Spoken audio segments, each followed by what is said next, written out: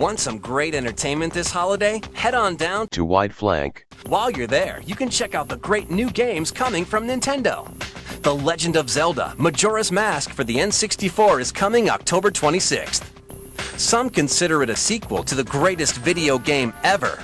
Others claim that it's much better than the original. Let's talk with the experts at Wide Flank. Today, we're on the final episode of Majora's Mask Game Club series. I'm joined by Sean. Hey, everybody. And Dugan. What's up? I'm back.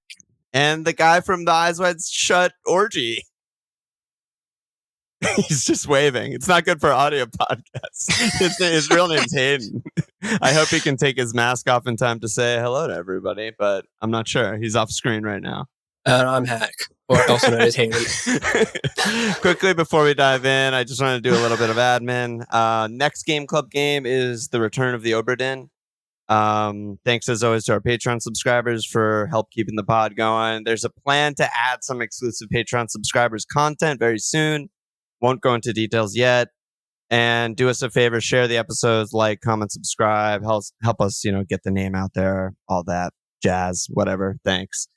I think we're going to actually start with the mask quest. That's what we're doing here. We got all the masks, or in my case, almost all the masks. And Dugan, why don't you take it away? Yeah, totally. So in episode 1, if you've been with us the whole way, towards the end of it, I told Alon, a routine non-completionist of single-player games, that he was going to have to embark on this pretty difficult side quest, for lack of a better way of putting it. There are so many little odds and ends in this game to actually obtain every single collectible mask in it, and then just so many things that you need to pick up on to get everything, so many areas you have to be that feel completely fucking random at times, and it seems a little arbitrary, I think, when I put you out on this quest, but the sort of logic behind it, and I think it's something that has sort of been evident across all of the different episodes, is there's a Zelda game here, but there's also a really, really deep and dense world of like deeply human interactions that, if you think back even to like Ocarina, like there's so little personality in what any character is doing. It's just sort of a really, really basic, archetypical tale of good versus evil, and rescuing stuff and adventuring and all that sort of stuff that really goes out the window here, and puts you in this sort of space of like the bad guy is not really all that bad, and the world that he's like putting all of this tragedy onto, like, did they really deserve it? Did they, have their own things that they were hiding from? All of these different characters just come with like amazing backstories that you like pick up on as you repeat this, time loop over and over and over again. So I think that this side quest, more than any side quest in any game that I've ever played, is like really representative of what the game is about. And that's why I thought it was important to play in a way that like just completing the temples and like going through and finishing the game like really is not. So I just sort of wanted to summarize why this is important, why we're here, why we're all talking about this collectively, why I made Alon do something really challenging that goes against, I feel like, every grain of his gamer fiber. Yeah, it's worth it. If you've not done it yourself, dear listeners, or Alon, do it. Yeah, I mean, what it did for me, and I will just keep going back into it more, but what it kind of did for me going on this quest of just going to walk around and talk to everyone all the time, like throughout every time of every day. I'm just like rolling around as a Goron and then talking to people with different masks on and just, running around with the bunny hood and all this stuff. But it made me sort of like fall in love with the people in Clocktown in like a corny way. I'm just like, these are good people. Like, I should help these people. It feels good to help these people. I learned to love them. My default factory setting, as you said, Dugan, is just like, I don't really care about this. Like, take me to that action. And I think I've been like taught to do that by not just Zeldas, like most games. I think I'm just like, oh, whatever, it's secondary. And I think that's sort of like Miyamoto's MO also, is sort of just like, the story sort of just facilitates this game that I made that's really fun. But yeah, I'm really happy I did it because it really is the soul of the game, and you can see it's like where they spent the most time with their limited resources, to get in there. Yeah, I think another way to put it, which is you probably gathered from the other episodes if you listen to them, that the more Zelda-y parts of this game are pretty mediocre as far as Zelda games go. So the Mask Quest is I think clearly the best part of the game, hands down. Yeah. And I'd argue that like the elements of the game as represented through the Mask Quests are like sort of at the core of what the designers. I mean, it's hard to say like what the designers wanted to explore because like the game is so full of those traditional Zelda aspects, but there's like such a specificity to like getting the masks and the fact that like the masks are like a mechanical extension of these characters. Like so many of the mask quests are like, do this thing to help this person and it makes them happy.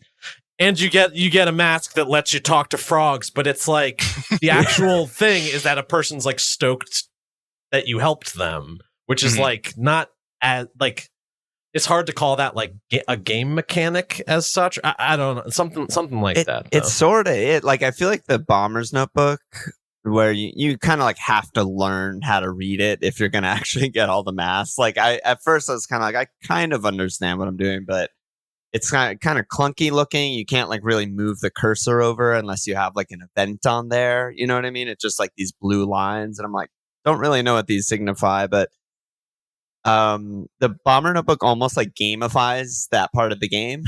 Like it doesn't necessarily need it, but like looking at it and seeing like you gave them like the happiness sticker all the way on the right, you're just like, oh, I completed that quest. Like I did that part of the game. I beat that part of the game or whatever, Yeah, there's something that's like so beautiful about that, about how it ties back into the main narrative too. Like, here's this gang of children, and their like MO is like helping people, and it's sort of like kind of weaves back into like the full narrative of like what's going on with the skull kid and like the quest for happiness, the quest for friendship and companionship and all of that sort of underlying this. And here sort of as a part of this central main side quest is kids wanting to help people and make them happy. Beautiful. Well, it's this idea I think of like Mischief is ultimately like yearning for connection, and like the Bombers have somehow figured out a way to make it like, because they're mischievous little kids. They're just running around and being tough and stuff. But like, I think you hit it, Dugan, which is like their stated goal is helping people. So it's like Mischief though, like, and like the Skull Kid's mischievousness is like, it manifests in all these like crappy ways. Like he's lonely and like lashing out and like, because he's like lonely. He's lashing out because he's lonely. And so the Mischief is an extension of that. Right. Beautiful. All right. Thanks for coming on the podcast, guys. Math struggle. Nolan asks, what's your favorite and most notable mask? And I think favorite, most notable side quest is also like, similar or aligned. I don't know. Does anyone have one in mind? I've got one that's a non-obvious answer. Okay. Or not a non-obvious answer, but like, I think there's an obvious answer. Mine is not that one, so I'll let someone else take that. I like the kind of side quest that originates with the bomb mask, which for me, and Alon, I was reading through some of the like notes in the chat. It sounded like you didn't happen upon this sort of event that triggers all this until much later in the game. For me, on my like playthrough when I was a kid and also on this playthrough, I noticed the like creepy thief man hanging out when I was still a Deku scrub, because that's when I was like in the area of North Clocktown where he's posted up to rob the bomb lady, and you actually can't interact with him on the first 3-day cycle. The Deku guy can't hurt him because I don't know, it's not a sword, I guess.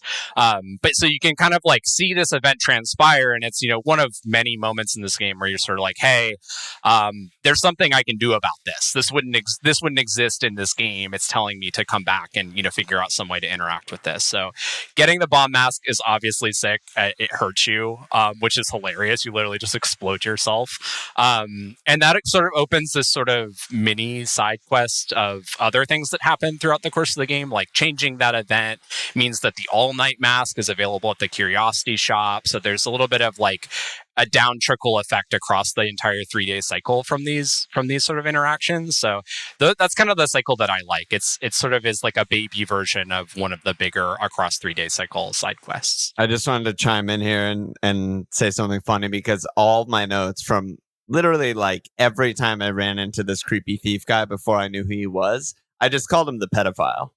I was like, because I saw him multiple times. I'm like, oh yeah, the pedophile shows up now, because he's just like standing in the back of the playground, just being like, I'm not suspicious. And I'm like, you're really suspicious. I don't like you at all.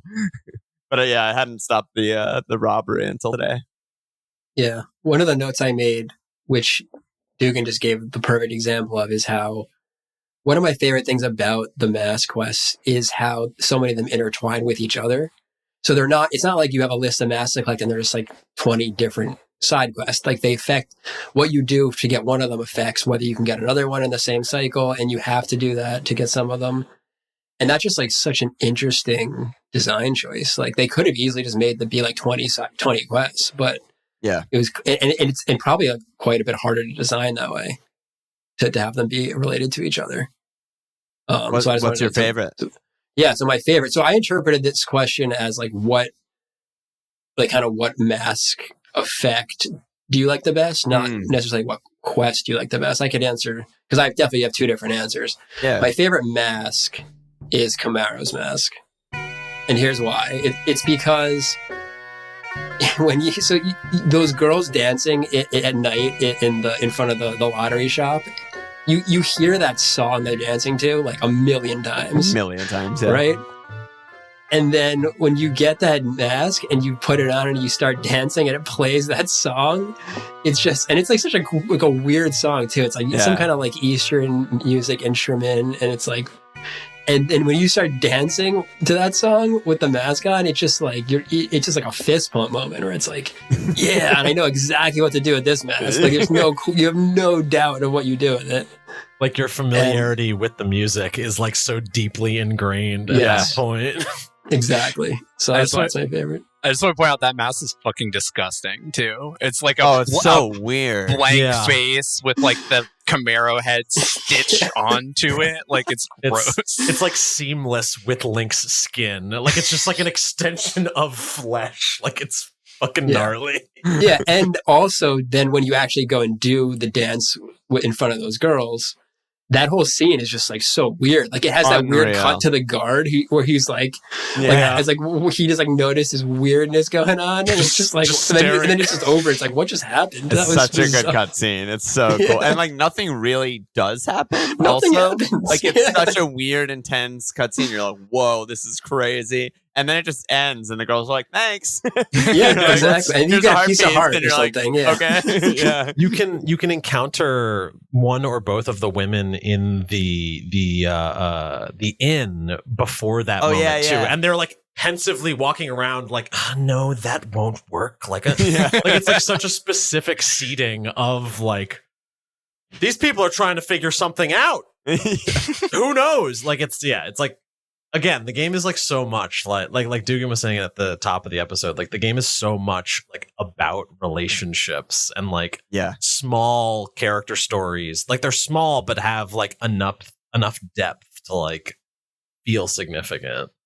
Yeah, I don't know anything about programming really, but I can imagine the if thens goes so deep, like the web of having to be like how many flags there are at every moment in the game of like, did they do any of these 300 things? What time in the cycle is it?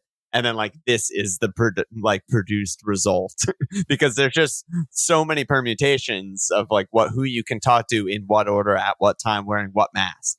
All the Booleans. Yeah, exactly. Yeah, definitely. I mean, they have to simulate all the characters throughout the whole 3-day cycle. You know, most games NPCs are like much less like they're less stateful. You know, they're just like they're in their scene, but they don't have like, did they do this already? Where they like, are they walking along their path at this exact time? It's cool. Yeah, I was reading an article and they were talking about some other games from Timeloops. I forget which one specifically, but like the map designer on the game wanted to like move a door, and everyone else was like, "That's not possible." Like we have so many characters moving and walking in the building, and they're like exactly timed to like get here from here to there in 1 second and go through this. It's like you can't move anything. Too late. They're just like, okay. What about your quest, Hayden? You said you had another one? Yeah, favorite mask quest. That one I have to think about a little bit to give you my true answer. Okay. We can go to Sean. I could. I don't want to run my mouth just yet about it, but it's like because like okay, my favorite mask quest. I mean, it's not even that special of a mask, but it's the couple's mask. It's the Anju and Kafei. Again, I don't want to run my mouth just yet, but it's like the Anju and Kafei quest line is like my favorite thing about this game. So good. Full stop. Like the end. But the mask, ironically enough, it does, and maybe to this point, the mask don't do nothing. The couple's mask doesn't do anything in the game. It does something. I figured out one thing to do with it. There's one thing. What does it There's do? just one thing. It's You got a piece of heart for it, right? Yeah, Yeah. in like it's either the menu description or it's one of the Sheikah stones says that like the couple's mask will like prevent people from arguing or something. And I have it in my notes like, does anyone ever argue in this game? And then I like reset time and I was like, oh, the mayor and the guards and the construction guys are always fighting. Yeah, it's like the town hall meeting. The town hall meeting. It's like the first thing in the game, in the cycle, basically. God. And you go in with the couple's mask and he's just like, oh, like I forgot about like love and like, oh, he's like, what are we wasting our time with? I'm like, yes, go off. Yo. Yeah. And that's how you make the mayor happy. That's how you like So complete fucking- his quest line or whatever in the notebook. Yeah.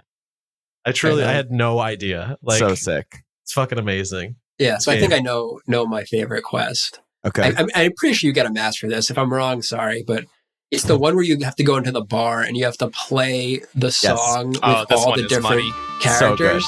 Mhm. And like one at a time, and then like kind of like has like a ghost of you, and then the whole band is playing together.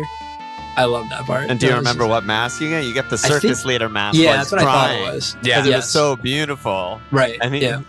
And I was gonna say that's kind of my favorite mask, literally just because of how it looks. I just think it's so so good. funny. Like it's so big. Tears are constantly streaming out of your face. You're just running around crying. Also does basically nothing. But I have a lot of really funny screenshots of me talking to Gorman because he just like you can't like interact with him. And I'm just like, there's gotta like the Gorman mask, it's gotta like interact with him. And it's just me talking to him and him being like, fuck off or whatever he says. And it just looks so funny. All I know that it does is if you wear it when you meet up with his brothers, because he's like an entertainer who came from a farm. That's his like little story. When you put the mask on near his brothers, they get sad. Like their face models just go like. Yeah, I read about later that if you wear that mask on the what's her name, Cremia, like protect the cart mission, they get sad and are unable to attack you. You like basically awesome. like disable them because they're Didn't just know so that. sad looking at your face. So Which good. is so good. And before we Yeah. move on, or sorry, No, I was go gonna for say it, Hayden. one thing I wanted to cover at some point, not right now, is like, do all the masks do something specific gameplay wise, or do you get a reward for doing something with every mask? I don't know the answer, but I think I can't think of one where you don't. But we'll come back to this. Yeah. I What mean, were you if gonna it's- say, Sean? I was like, if it wasn't the couple's mask, like, I think like every single mask, like you're right, Hayden, that like all of them do something mechanically. Then, Mhm. I mean, this may be very off, but I feel like that's a very Nintendo thing. They're like, well, if we're putting this in here, there needs to be like some sort of conclusion so that the player is satisfied and knows they're playing a good video game. And it's like, okay, the player check. is Yeah. the player is playing. Yeah. Let the Yeah. players play. Yeah. And I guess while we're talking about this, I'll just say like the one I thought didn't do anything for a long time was the one you've been calling the Pikachu mask, which is actually the Keaton Which I mask. Keaton mask. didn't And get, by the way. I accidentally discovered what it did. I think maybe a stone gave me a hint or something. How do And you I get was it, and I what was does just it do? blown away. I was just like, I can't believe this is in the game. So you got to put it on like in North Clocktown, and then you know those like bushes that like run away when you hit them. Yeah. If you do that while wearing the mask, an actual like 3-tailed fox creature appears out of nowhere. What? And then and then you can like he asks you all these questions about the world, and some of them are hard. Like I failed that like 10 times before I finally got them all. I think. Oh my god! What? That's Yeah, awesome. and then he just and if you fail it, he's gone, and then you have to reset time to try again.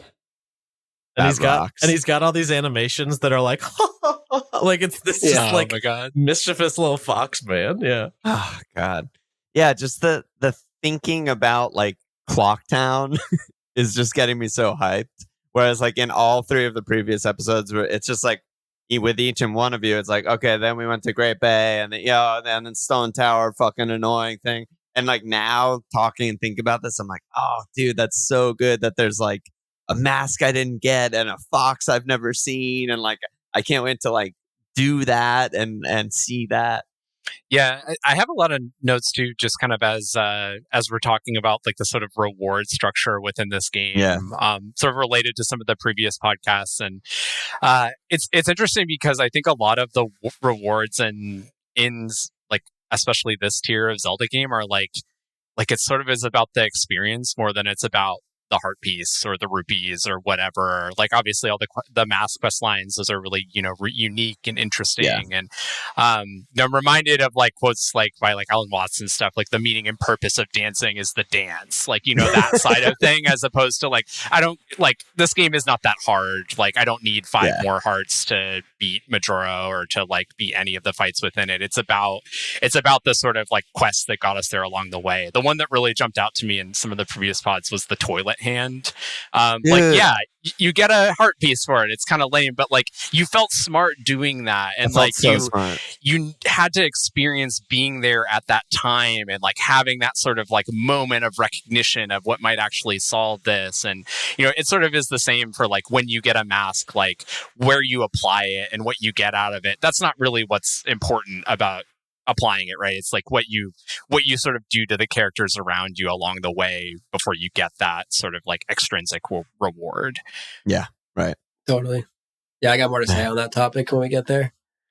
Go for it. Oh, we don't have. I mean, so this is a big topic switch, but I think one thing we have to cover, like, there was a lot of complaining and just like things we hated in the other pods. Yeah, I think. Yeah. I think we should talk about that again, because obviously, I think like 3 of us have said this is like maybe our favorite game of all time. But then why does this game suck so much? Like how could we like a game so much that is clearly like pisses you off so much? And I think what Dugan was just saying really, like kind of gets at it, which is like a lot of games, like I think I made a comment after we recorded our episode on that I said, I just called everything's fun. I just described everything that I liked as fun. And I think what I really mean by that is like the feeling you get when like something is hard, but then you do it. That is such a good feeling, And I think this game gives you that feeling so often in so many different ways. And not only that, but the game recognizes that like the actual act of overcoming the difficulty is the reward. Like what Dugan was just saying, it's like putting those 20 rupee things in all the chests is almost just like them acknowledging it's like we know that we can't give you anything in the game that it's actually going to feel as good as like doing what you just accomplished, And I think like that. So it's like you can't. This game wouldn't even be good if it didn't piss us off so much in so many ways. I think that's kind of my theory. I was also just going to tack on to that. Like, I feel like I learned so much about the game in doing the quest, where like in the first 3 episodes, I'm just playing Ocarina of Time 2. I'm just like, get the dungeon, do the thing, save the princess, whatever, like, and it sucked. And it was mainly like all the dungeons suck and like all the enemies are really easy and I'm not getting anything for doing all the hard stuff. But like, I think this game way, way more than any other Zelda I've played is just like not supposed to be rushed down and beaten in a month. Mm-hmm. Like you just are supposed to hang out there. The whole game is like this interactive storytelling that's like using the game mechanic of a time loop to like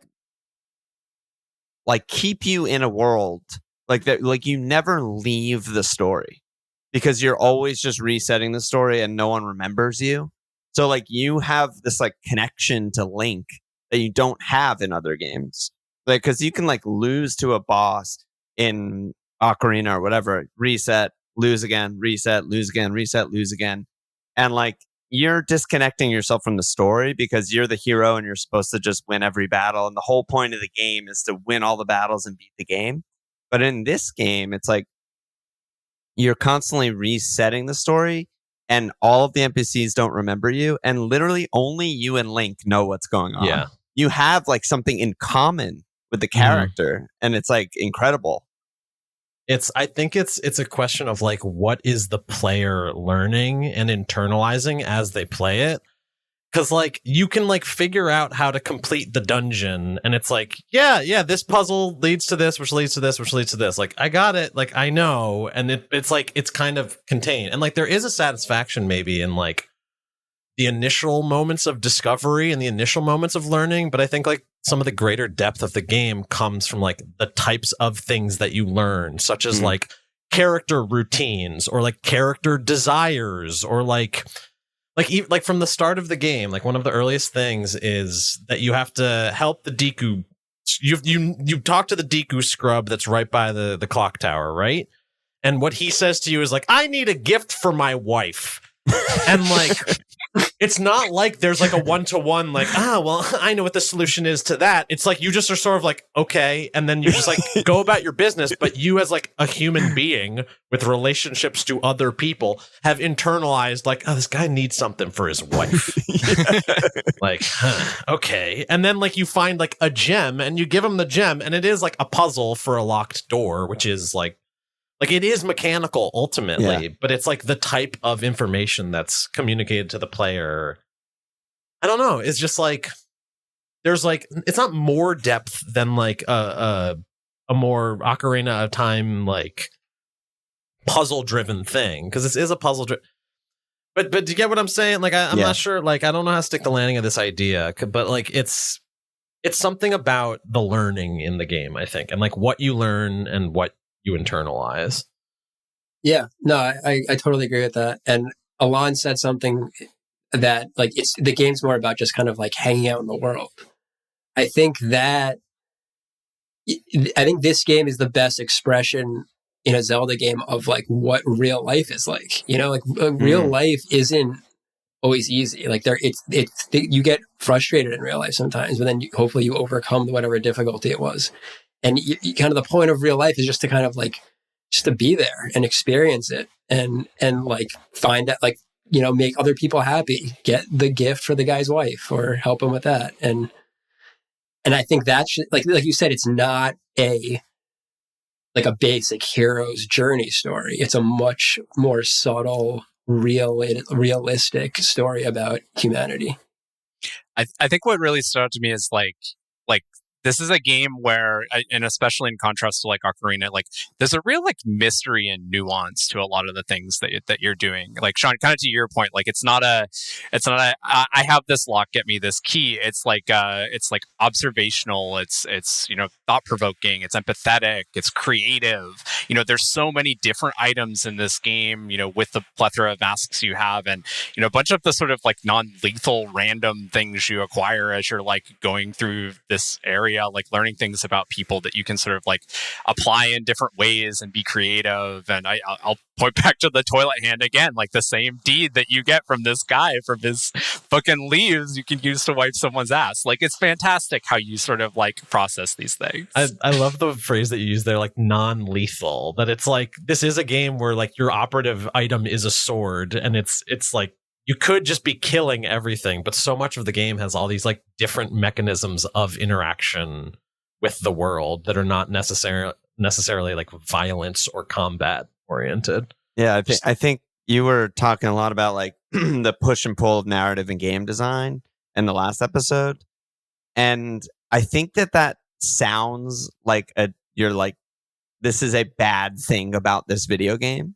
But like everything we're saying is still a push and pull between narrative and game design. But it's this is the good result of it, right? It's like I'm like halfway through the boss fight book about Majora's Mask, which is great, by the way. I'm really enjoying it. But there's a part in like the development section where Miyamoto, in so many words, just says like, when you're playing a game, the story's there to give the world some substance. That's it. And he's just like, it doesn't matter. But then Aonuma and Koizumi, who are like the main people who made this game, split up the work. And I have the quote here. Koizumi said he was responsible for creating realistic depictions of the lives of the townspeople. And the quote is, I created realistic lives for the characters. I put everything I've seen in my 30-something years on this earth into the game. Like, sick. It's just like he really took, like, he's probably met a postman who worked too hard and was like, he's in the game. Like he's met couples that are like going through it and he's like, that's in the game. Like these are real human stories in a Zelda game in a way like we've never seen, because they're usually just fantasy and it's all about the hero and it's all about the, Zelda. I could probably see. I got a quote right here that like I could probably see, because I want to talk about the Kafei and Anju quest for upwards of 3 hours. But just to affirm what you're saying, I'm just going to read the origin of the Kafei and Anju quest line. Oh, sick. So this website called Nintendo Dream says, so the ranch was born when you matched the material you wanted to make in the world of Zelda. Laughs. I heard Mr. Aonuma and Mr. Koizumi also used other personal experiences from during the development. Anyway, Aonuma says, it's almost always like that. There are really many cases when we had personal themes as a starting point for production. Then the interviewer says, the wedding of Anju and Kafei was like that, right? Aonuma says, that's right. It was born from the Taupo Dong uproar of the time. Nintendo Dream says, there was news that North Korea was preparing to launch Taupo Dong missiles. Aonuma says, we were attending a wedding of a staff member and we're talking with Koizumi and the others. Come to think of it, it's somewhat strange to come to a wedding in a situation when missiles may fall down today. Oh my God. The discussion progressed into noting how it would also fit the setting of a falling moon and whether to do a wedding in the game. God bless. So good. It's so sick. God bless. It's so next level. Like, it's just, like, you think about, like, Dugan, you kind of referenced this earlier, but, compared to Ocarina, which, we got some questions about that, and it is a sequel, but there's no despair in Ocarina. Like, I was actually trying to think of it earlier, and I was like, I guess the Great Deku Tree dies. Yeah, but then he becomes a sprout then. Yeah, I was fine. just, that's like all I could come up with. I was like, I guess that's sad. I guess like the world is kind of messed up when you become adult Link. Like, that's kind of sad, but like, compared to this, it's like there's 100 sad stories in this game. Like, there's so much melancholy and there's so much like fear of the world ending and fear of death and just wanting to hang on to those last moments in different ways. It's just like it's so good there. Yeah, there's like a million examples of it. Like, I don't even know where to begin with that, because it's like, that's like, the game is so intimate.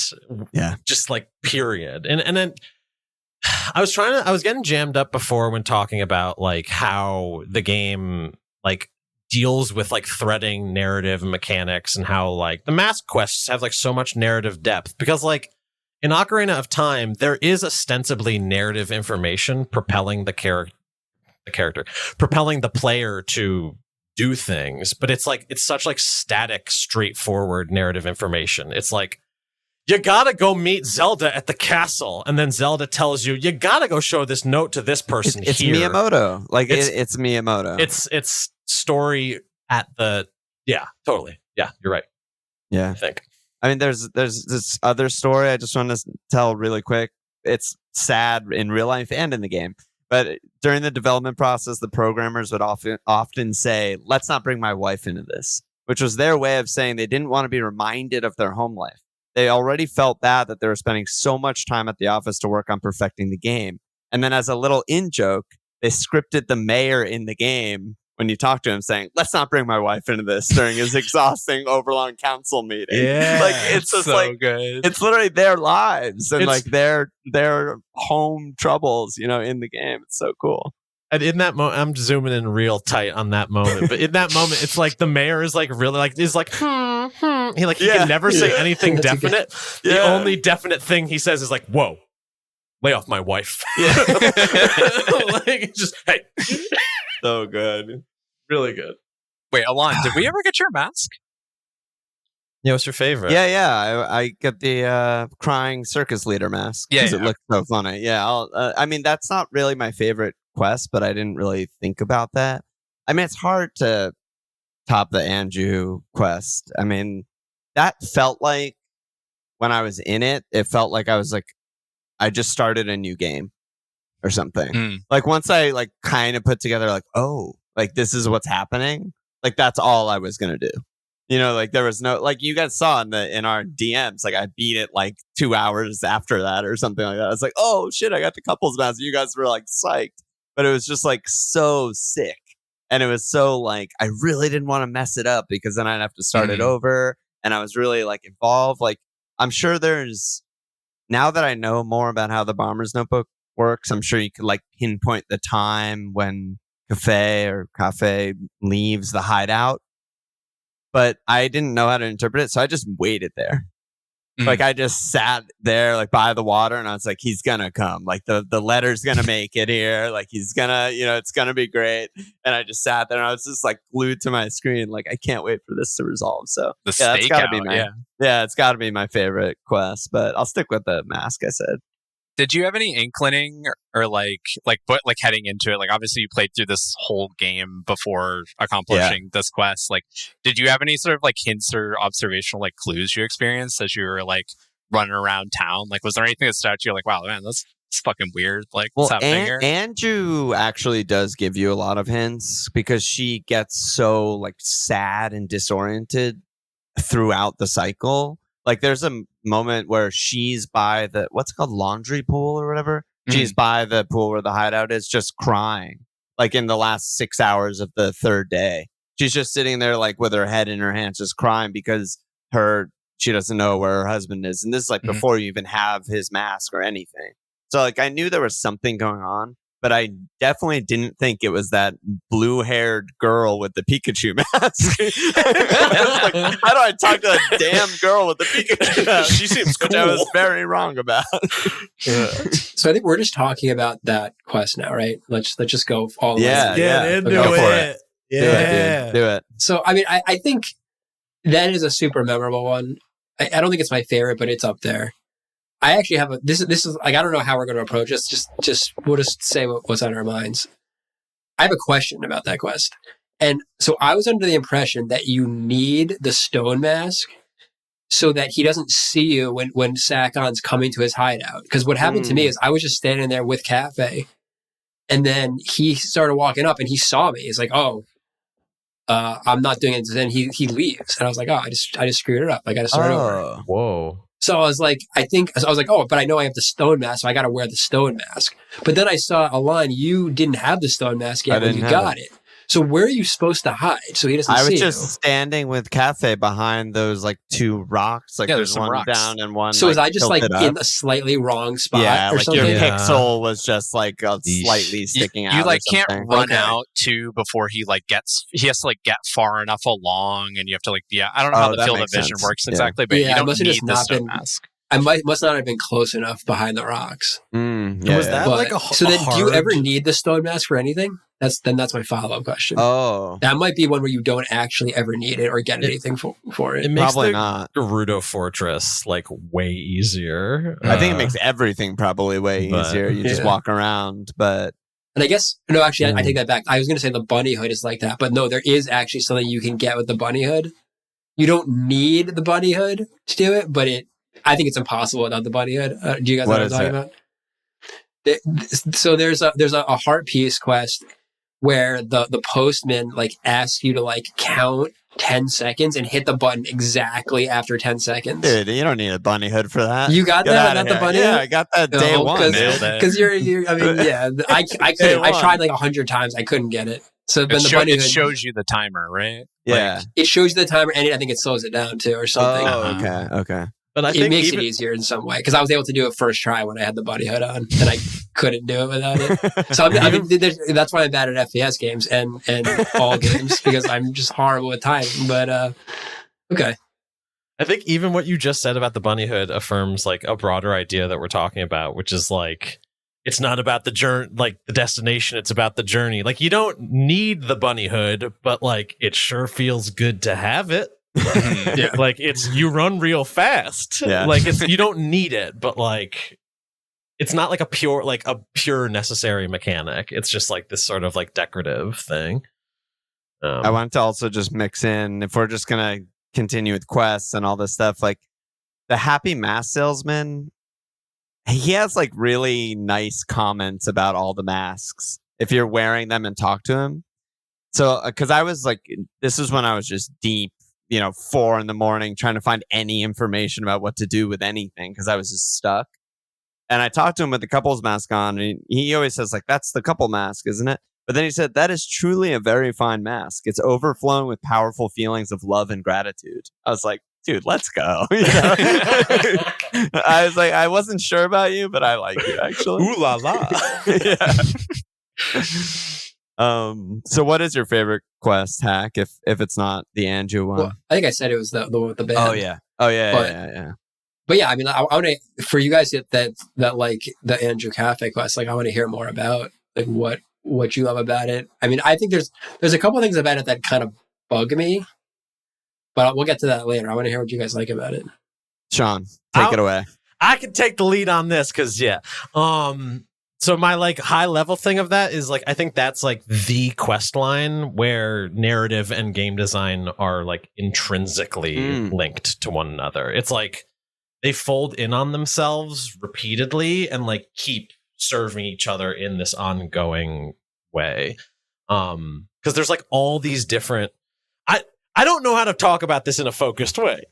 But so I'll just say top level. It's like there are all these different moments, like character moments that are rendered via mechanical, playful interactions that the player executes upon. Like, I mean, a lot of it is okay. I'm gonna come back down to earth a little bit. A lot of it is just like it's like a point and click adventure game. Like it's just walking around. Alon said something before about how like it felt like a different game, and I am like kind of the mind that like there could be an entire game that's just like wear different masks to talk to different people about different things and learn about their lives. That's the 20-hour game. But like to be realistic, it's like I think a lot of it is just like carry this letter to this place, carry this over here. Do like it's a lot of motion oriented stuff rather than like physical or like mechanical puzzling, but it's a lot of like brain puzzling, like taking the information you've learned about the character routines and like the locations of the town and then like figuring out where to go and like how to get there and who to talk to, which feels more like game than narrative. Like who should I talk to right now? Like that's like a player choice, I think. Yeah, I wanted to jump in just because Please. I think you guys will think it's funny, but I try and take really good notes when I'm playing, and then while we're potting, I can just like control F and find whatever we're talking about. But so like as I'm trying to figure out what to do and where to go, I'm just like, Anju just walked to the river frog area with a mask of the guy with the blue hair. He disappeared about a month ago with his, and then they put it in red, wedding ceremony mask. He left her at the altar, ? And then like the next time I play, I'm like, I found Kafei's diary in the mayor's office where he said he finished his in red wedding mask. I'm like, okay, I gotta find this like guy. He's supposed to go to the milk bar. He's not at the milk bar, and like I just started piecing it all together like this. And I think that also what with what Sean you were just talking about is like I think it's also the best executed like clues or whatever you want to call that style of game. Like the drip feed of information was just like I was just eating it up. Like I was like, oh shit, like this traumatic event, I definitely don't want that to happen. And like who is this mystery person that I can't interact with that just runs inside their little hideout? And all of that just got me in there. And then once it started, I just couldn't stop. I think it's like a density of information that's like communicated to the player. Like you can talk to literally every single person in town wearing the cafe mask, and like everyone's got an opinion about it. And like some of it's useful, some of it's like weirdly specific and irrelevant. Like you talk to one of the carpenters wearing it, and he's like, "Stay away from Anju. She's mine. I don't want you finding that cafe." And it's like, what the fuck is this guy talking? Like, it's like this creep moment, and it doesn't total creep. It doesn't serve the game as such, like, but it serves like the reality of the interconnectedness of the people's lives in this town. And it's just like, it's just a density of information, like in the present in the quest. It really builds out the universe and the world too. I think one of the things that was really like shocking to me when I first played through this quest is when you get into the thieves' hideout and you actually take control over Cafe. Dude, that was crazy. It doesn't make like, it's so weird and out of left field. And then like successfully like getting the like mask which exists in this universe for him and not for you, after you've been kind of like on this sort of like quest to like obtain all these things in the same sort of like Link gesture. I know they did that in Ocarina with Ruto getting the stone and Jabba Jabba's belly, but they had the animation and the rigging wired up. But it's this really like cool different moment that kind of takes you out of the person you are, and it kind of that's sort of indicative of the whole Majora's Mask experience, right? You're putting on different masks, you're embodying these different personas of, dead or sad people who have like entrusted their lives to you. Like it's just really, it's otherworldly. Yeah, I wanted to just also throw in, I didn't even think of this until you said it, because I kind of like forgot about that whole mechanic, but that's also like a through line, like that specific moment where you all of a sudden take control of Cafe is like, that's like a through line of Zelda games, which is usually a Zelda game is like, you're just, you just start over and don't mention the past games, right? Like you start over and don't say anything. And then like everything's very familiar. Like you're going to be Link, you're going to get a sword, you're going to do this, but there's all these new mechanics. That's like the average new Zelda game. And that was like one moment where it was just like, oh, holy shit, I've never done this before in any Zelda game.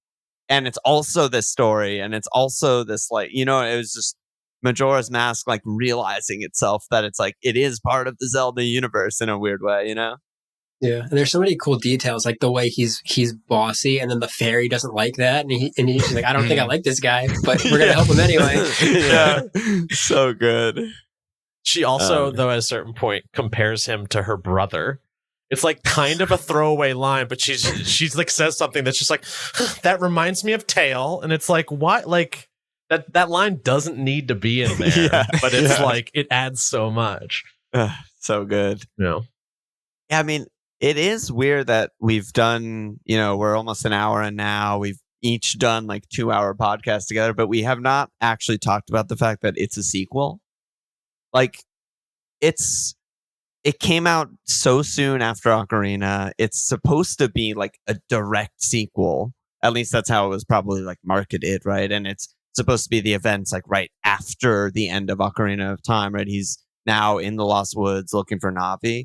But like, I don't know, it just doesn't feel like a sequel at all. Really, like pretty much from as soon as you're starting the game and you're transformed into Deku and you're just like, what's going on? This isn't like a normal Zelda game. Yeah, I think we sort of talked about that with all the asset reuse, and like that's like true. A sign of a sequel. True. But then we talked about how like, but they just made a completely different game with all the same assets, which is why it's such a cool sequel. Mm-hmm. Except Ganondorf, you don't use those assets. Get that out of here. We don't need it. Yeah, there's no Zelda and there's no Ganon, no Ganondorf.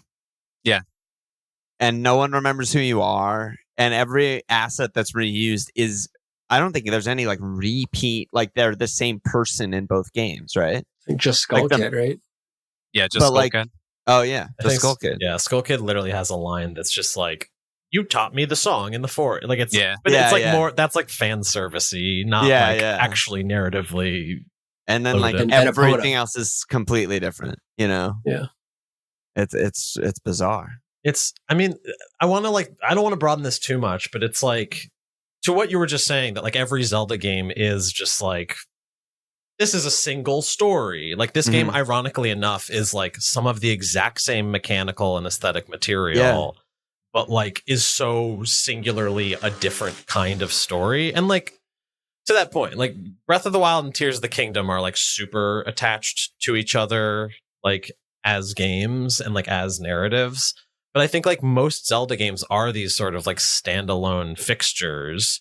And like, I'm not exactly sure what I'm getting at, but it's like the iteration of mechanics throughout the series, like that's the thing that's consistent, kind of. So it's like, it feels like this game just like happened to get made real quick and like happened to be on the same console that the earlier one was developed on. Yeah. So it's like no less singular than like any of them. And like, what are you gonna say, Dugan? There is like a really thoughtful timeline and all this that I will not butcher here on this podcast because I don't have it in front of me, and Nolan will in chat tell us it much better, I'm sure. But there's like a very thoughtful timeline to like all of these, or most of these games like exist within the same universe, and here's when this one happened and here's when this one happened. But the kind of logic that I always like to apply to it is like it's a legend. It's sort of a similar tale that's being told in different ways, right? About these sort of recurring characters and people, you know, this embodiment of courage and obviously not in this game, but this embodiment of wisdom in Zelda, this embodiment of power in Ganon. And that it sort of is like manifesting itself as being told as these different tales that you sort of like experience and share with each other and are like brought down through generations now at this point, right? Like obviously this is a series that has existed since what, the 80s. Like it's sort of like has that like credibility as legend, you know, at this point and how it manifests itself. Yeah, I did see like an interview with some different game designers and the God of War designer after God of War 1 literally said, I wish we could just do what Zelda does. And just be like I've never played those games, so like spoiler alert if you want to play them. Like, I got spoiled by the article, but apparently at the end of God of War 1, you literally become the God of War. Like you're just an unkillable god or whatever.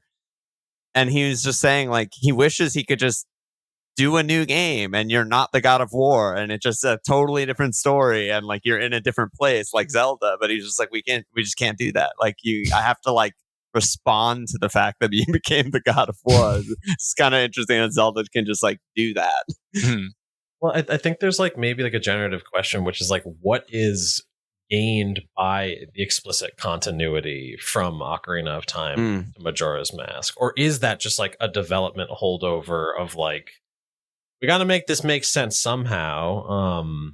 Well, there's like, this deep narrative of friendship throughout the course of Majora's Mask. And, you know, it's easy to forget that the entire reason that you're on this journey to begin with as Link is because you've lost Navi, who's your homie in Ocarina of Time. So, yeah, I like that it's sort of like that's the connection as opposed to anything else. Like that's the continuity is like you had this relationship that, you know, most people who play this game played Ocarina that now is missing. And is sort of manifesting itself through a new relationship with Tattle.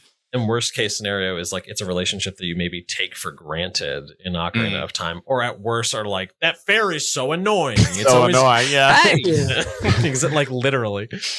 You just reminded me of something that I've been meaning to ask about this game.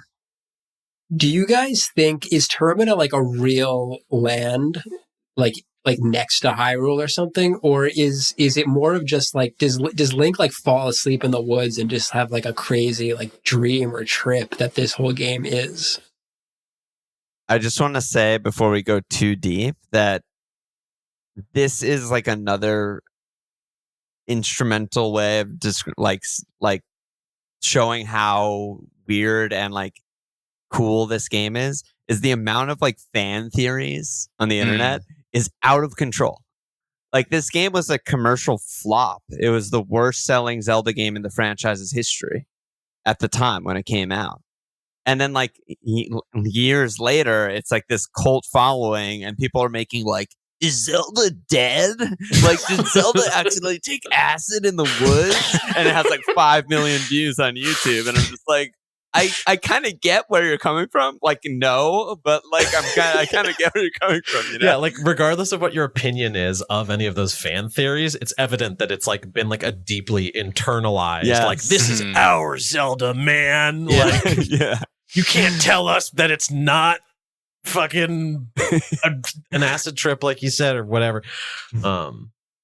But yeah, I don't know how to answer your I mean, question. I'll tell you, I think real. it is. Like, I don't think I it's think a it's real real. land. I think okay. because Yeah. and there's two pieces of evidence. One is like because what made me think of this is that you're describing like Link is like deeply depressed because he lost his best friend. Mm. Like, you know, that's a very ripe situation for someone to like have a very, you know, vivid, life-changing experience that isn't actually real. Mm-hmm. And then the other thing is that yeah. like when you enter the world like through some underground tunnel that like opens up into the windmill, which is just happens to be like the center of that world. Yeah. Mm. Like there's no other way to leave Termina and go back to Hyrule, you know? So like what is it? I don't think it's real. I think it's all in his head. I think the reality of the game is like it's really happening to Link, but it's like it's a fantasy place. And like the easiest top level thing I can reference is the fact that like you do an Alice in Wonderland style warp down, and like you don't have to know Alice in Wonderland too well to know that it's a story about like an ordinary girl in an extraordinary circumstance, and like her experience is real, but like the place isn't, or like the Wizard of Oz, or like something like that. It's like there are these like sorts of narratives of like this human from Earth experienced this weird thing and then returned to Earth. Yeah. Isn't that like called like a through the looking glass story archetype? Like I think as opposed to like a hero's journey archetype. That's like I think that's like the second Alice in Wonderland book is like Alice. That's a subtitle. Yeah, it's like where that that's where like the name came. But I think it is like a story archetype that like like because a lot of stories, fantasy stories, are like just the hero's journey. You know, it's a very clear like template for how to do a story. But then there's like this other one, which is like I've always known of it as like through the looking glass. And to me, Ocarina is the hero's journey, and then this is like a through the looking glass story. Yeah, I have two thoughts on this. This sort of like manifestation of Termina is real or not. The first one is, and it kind of goes back to like a lot of the fever dreamy stuff we've talked about in previous pods. But like this is a moment where the asset reuse is like really actually quite interesting, right? Because these are all just sort of like representations of things and people and places that like Link has seen in Hyrule and in the Ocarina of Time, like sort of akin to like you have a dream and you like look at a bunch of shit throughout your day and then you go to sleep and all those sorts of things appear in like sort of different contexts. Like maybe a person you see has a face, but they like are representative of someone else, or they have a different name, or they're like slightly displaced, or like it just is sort of like a manifestation of your subconscious, like applying all this information that you've seen previously into new spaces. And then the second thing that I kind of want to talk about is like I think personally that there's some level of like Majora's Mask is a very deeply powerful magical artifact that has constructed this world of tragedy which doesn't exist, and created all of these different sort of like avenues of despair, and bringing those things back together is this sort of like very internal resolution.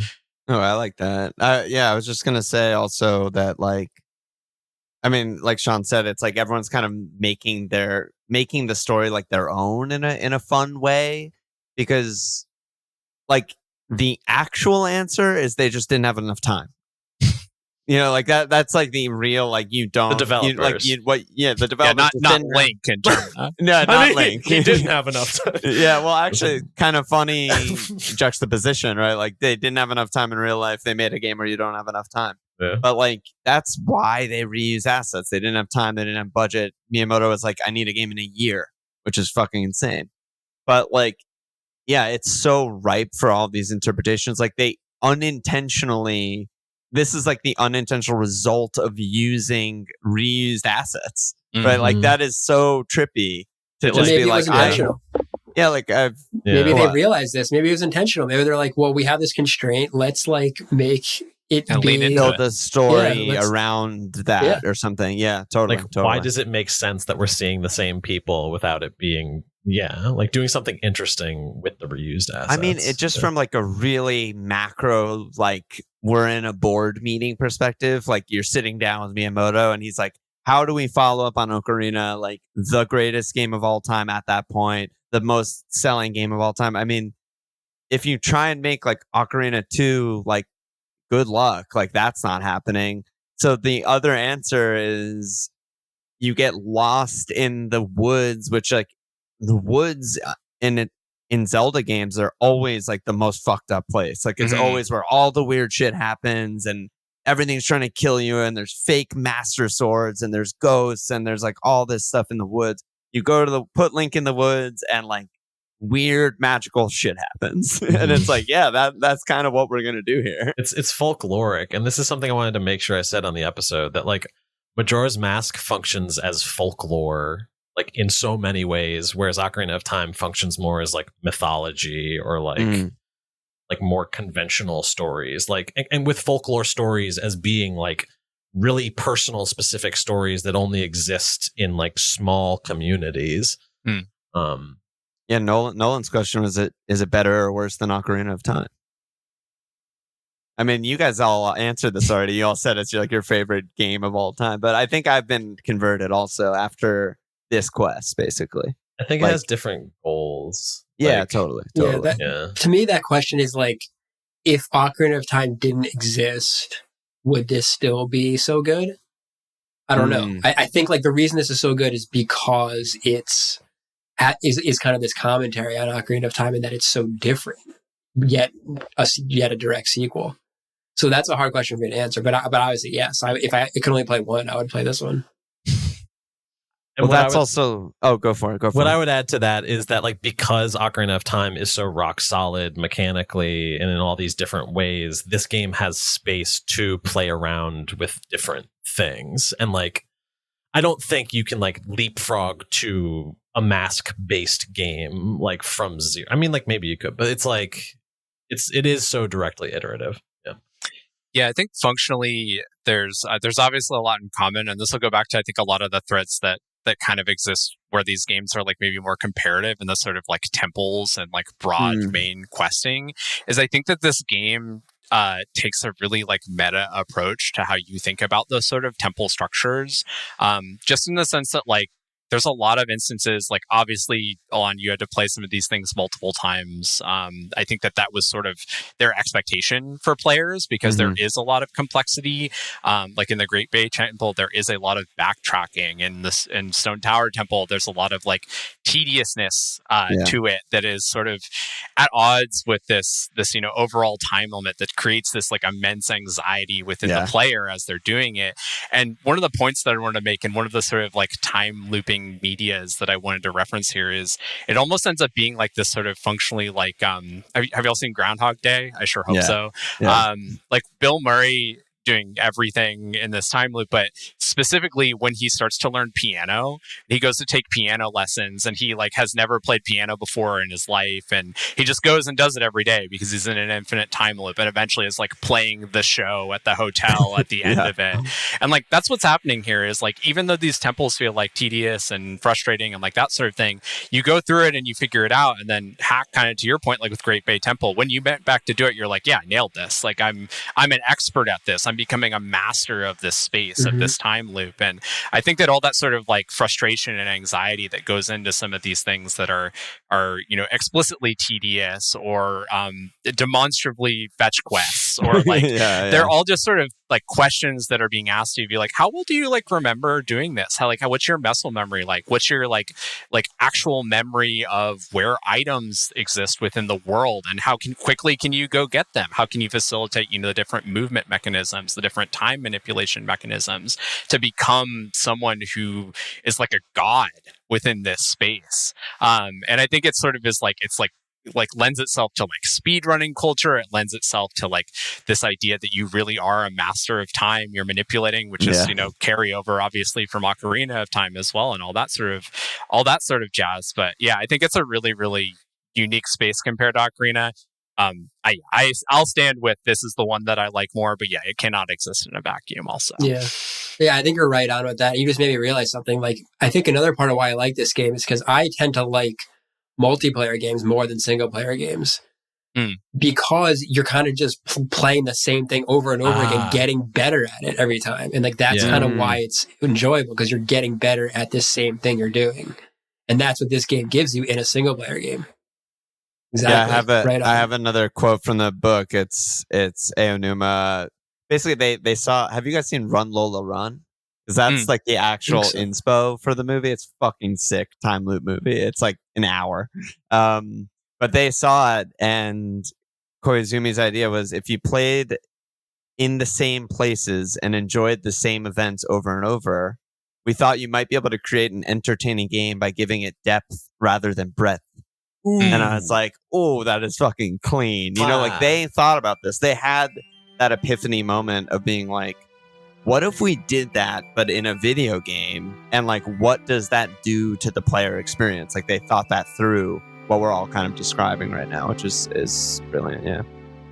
Depth rather than breadth. That's I mean, that's so like fucking good. It's the name of the episode. And I like, and to just riff on that notion a little bit, I think it speaks to like how Clocktown is as effective as it is, because it's like Clocktown. Clocktown is not like physically that big of a space, but there's like so much depth to it through the characters and their routines and their lives. I don't want to go too far off the book, but it's how like the Yakuza games function too, is that they're like, it's like a city block that's super, super dense, essentially.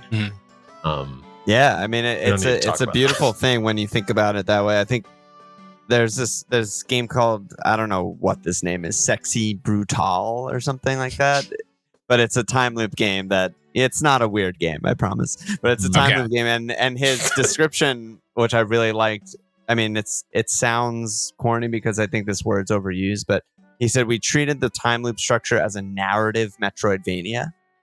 And like, I think that makes sense. That's kind of what it is in a way. You're like, you know, like, you think of a Metroidvania as a platformer, but if you repurpose it as like a narrative device, that's like sort of what the time loop is here. Like, you're going through it over and over again, but you're sort of unlocking new areas in the same way with items and stuff like that, and with your knowledge.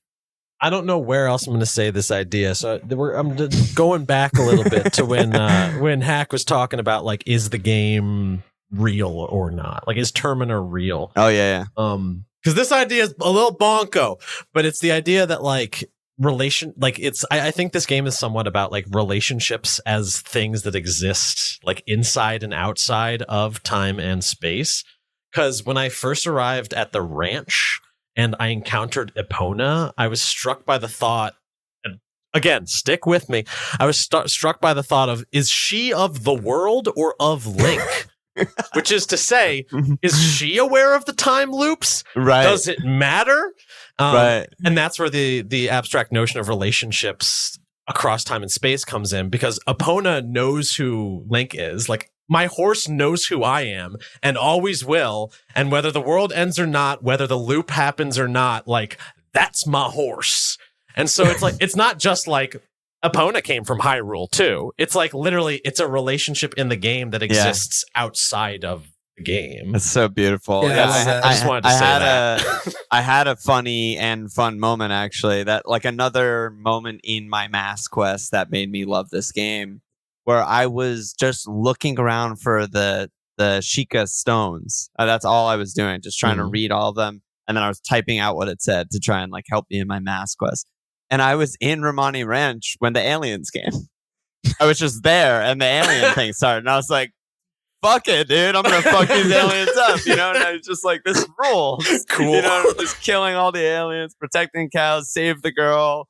And she's just like, see you later, little hero. I'm like, later, you know, like, then I go to continue my journey. Like, love ya.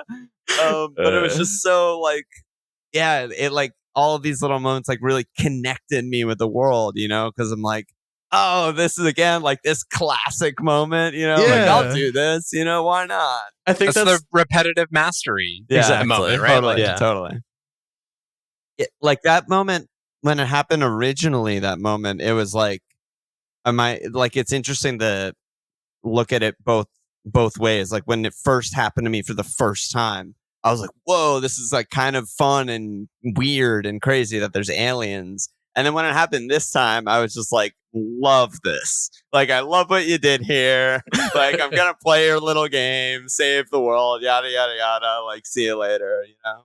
So different. Like you're eating a favorite meal. Yeah, again. Just like, exactly, "Ooh, exactly. I just love the way you make this burger. Yummy. Yeah.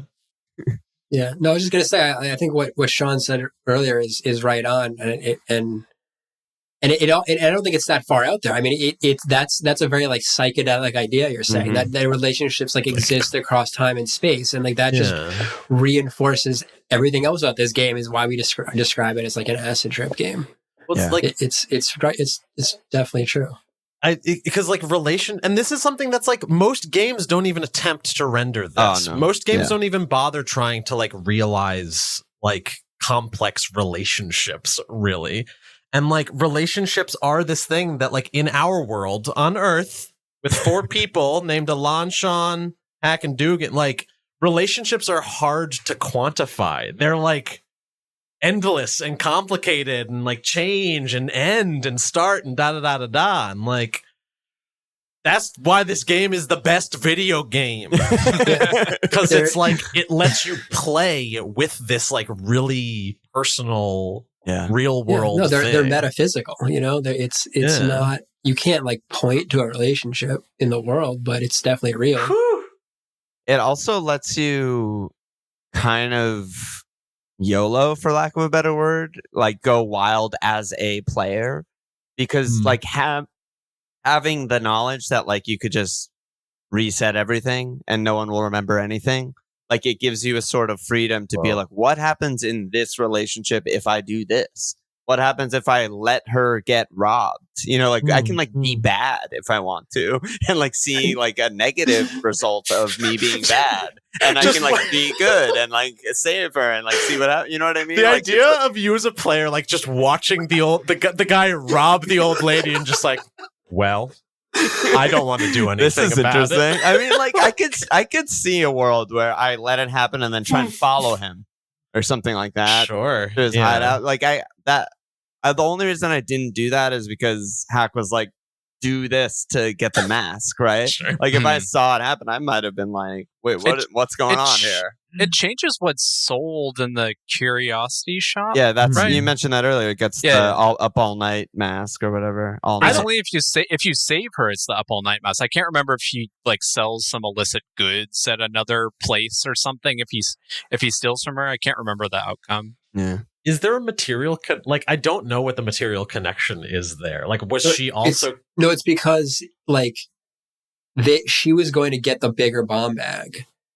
But then if Sakon steals it, that's why that's getting sold at the curiosity shop, because they sell stolen stuff there. Stole it from someone else somewhere else. Yeah, that's actually we don't actually know anything about the origin story of the all night mask. Yeah, so right? where that came from, it just kind of stole that from someone we've never seen and never will see. And they literally just never sleep. So that you can stay up through grandma's stories. Yeah, exactly. Yeah, well, that's what I was going to say. Speaking of the all-night mask, did you have time to figure out what that mask is for? I knew exactly what it was for because awesome. I spent so much time trying to complete the grandma quest because I figured that was a mask. I talked to her like a billion times with every different mask at different times. I also did the thing where I just literally put my controller down, crossed my arms. I was like, all right, I want to see you go to Romani Ranch, you know, and then she just literally disappears. And I was like, fuck.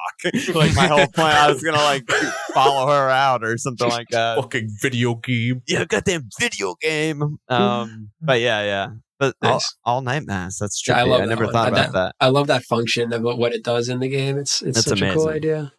Yeah, there's no history of it, right? Damn. What did the mask salesman say about it? So first in the menu, it says when you wear it with C, you don't get sleepy. And then the happy mask salesman said, that's the all night mask, isn't it? That looks like an expensive mask. The least narrative mask in the game. Like you're just amazing. Like, okay. There is something with the menu too that I don't really have like a great example off the top of my head, but it made me think a little bit about Bloodborne, which like I didn't love, but something that Teddy was really pushing is like the story is told by the items in the game. Mm. And I was like, that's cool, even though I didn't like pick up on that or get that.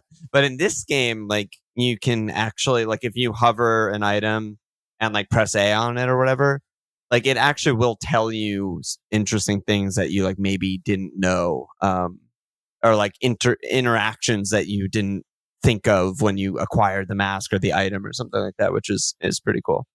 So there's another big topic we haven't touched yet that we think we need to get to this eventually. Go for it. Is it the ending? It's the ending. It's the last mask. It's the whole thing. Can I do it? So okay, so hold on. So you don't know what you get for getting all the masks. I mean, I know that there's a slot where you clearly get like some sort of reward or something. So I can't figure out a way to explain how cool this is without experiencing it. So Dugan, take it away. Yeah, tell me. All right. So getting all the masks is obviously the journey is the journey, right? That's what's important. Yeah. However, there is some really cool shit that happens if you get all the masks, which you and Sean completely ignored in your podcast. Good job. So when you go to the moon, there's a bunch of little kids running around wearing the different masks of the temple gods or whatever, and they're asking you to give you them masks. If you oblige them, they will play games with you. They will ask you, as you're giving them these masks, they will ask you things about friendship, happiness, doing the right thing, being a nice person, and the true face that exists under the mask. And so you give some masks, you go and you complete like mini dungeons that are like kind of like each of the temples that you have to use like the transformation masks to do. Like they're fine, whatever. But the point is this sort of like weird surreal thing that they're saying to you. In order to complete all these side quests, you have to give up every single mask that you would have obtained in the game, including the transformation masks. Not including them. You can't give them the transformation masks. No. Okay. It's all the non-transformation masks. All the non-transformation masks. Yeah. Okay, got it. That makes sense because you would hard gate yourself out of some of these puzzles. Cool. So once you've given all of these masks away, you go up to Skull Kid and he is like, you like don't have any masks. And he like has this like moment and he asks you to play good guys and bad guys. And he gives you the Fierce Deity mask, which turns you into like adult Link, but with sick hair and a really weird sword, and you're just like crazy powerful. And before the fight starts, because you still fight Skull Kid, he says that you're the bad guy. Wait, you fighting Skull Kid here, or are you fighting Majora? Still Majora. It's the same fight. Yeah, but before you initiate that end fight, he says specifically that you're the bad guy in this game of good guys and bad guys. So you go into the fight, it's the same. You guys noted how easy the final boss fight was. I have some thoughts about that in a second, but wearing the Fierce Deity mask makes it unlosably easy. Yeah. Like just you are so powerful that you just absolutely obliterate him in seconds. The playthrough I watched on YouTube is like 2 minutes and 30 seconds to win this fight. Okay. So yeah, that's essentially the reward for getting all these masks. You get this extra cutscene, you get this really cool boss fighty mask, and you get all these sort of weird, surreal thoughts from the kids about the nature of being behind these different facades. As usual with Majora, is like that sounds like the interesting shit, and like the mini temples that you played were kind of like throwaways. Right? I kind of deliberately at a certain point was like, I know I can do the mini temples. I know, and I'm sure I could critically look at them and be like, that's kind of an interesting puzzle, but it was just like, I just don't care. Yeah. It's fine. It's fine. I know. Sorry, go for it. No, I was just saying, so I have two things to say. So first, about the point about you're the bad guy. So the Fierce Deity mask / Fierce Deity Link is a weird translation. In Japanese, it's called the Oni mask and Oni Link. Oh, that's like devil. Oni means like demon. It's like a demon, right? So it literally transforms you into like this evil version of Link, which is like, we were talking about how all the masks are really dark. Yeah. There's nothing darker than like turning into this like jacked, like super powerful evil version of yourself. So that you can go into the final boss And then, like, I you can't overstate how powerful you are with this thing. So the other thing I want to add is I deliberately on this playthrough didn't want to go to the boss until I got it. So I waited to finish, go to the ending till I had all the masks, because I remember it being awesome when I played this game as a kid. I didn't remember it being like this. You get into the boss room, you put the mask on. It's a cool transformation sequence, just like all the other transform masks. Screaming in pain. And then, so the other thing that he can do is when you swing your sword, it like shoots a beam out of the sword, like a gun. So literally what you do is you put the mask on, you lock on with Z, and you just mash sword, and he just dies. Like he gets frozen and dies instantly. Then he goes to the space too. Same thing. Lock on, mash sword, dies. God. Third one, dies. And it's like, oh my God. What did I just play? I was just like, that wasn't even a boss fight. That was just like the bad guy. Yeah. It was just like, I just like shredded this final boss more than you could possibly shred a boss in any game. And that is like, my jaw kind of hit the floor. I was like, wow. Well, now I remember why this is my favorite game of all time. Like, this is the sickest thing ever in a video game. Wow. And the fact that the boss gives it to you. It's like, he wants you to kill him, kind of. It's like, it's like, and just think about that. Like, why does the final boss, this evil, like, deity, give you this power to just, like, shred him in 2 seconds? I put that question to you. Yeah, I felt this with what Sean and Alon were saying too, with the Stone Temple Tower boss being pretty easy. And one of the notes that I took down between that and finally fighting Majora, and obviously fighting Majora as Oni Link, was that this reminds me a lot of like Shadow of the Colossus, if y'all are familiar with that game, where I never played. You're like this character who's like trying to save their loved one who's like, laying basically dead. And in order to do this, you have to like go around the world and like kill these big monsters. But they're like it's a really empty world, and the monsters themselves are like really docile and non-aggressive and and I felt this kind of at the end of this game, where like this is this sort of like culmination of the nature of like friendship and this sort of like weird path that the Skull Kid and the power of Majora's Mask has sent you down. And it's like, I want you to like kill me out of this bad situation that I've like found myself in, that I've like completely lost control over. It's interesting that it's a transformation mask too. I've never seen it, but I'm sure you're like screaming in agony like you do with all the other transformations. And like Aonuma was asked like why the masks hurt Link so much. And he said, we're talking about masks that were created to contain the memories of people who have died. Often there are things they really wanted to do before they left this world. So becoming them is actually really painful, because it's like hosting a really powerful spirit that's coming into you. And I'm just like, who died? Who is the Fierce Deity?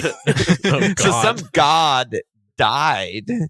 And then like you're transforming into them, which is like extreme pain, agony as usual. And they're way more powerful. It like suggests that there's things infinitely more powerful than even the Fierce Deity, right?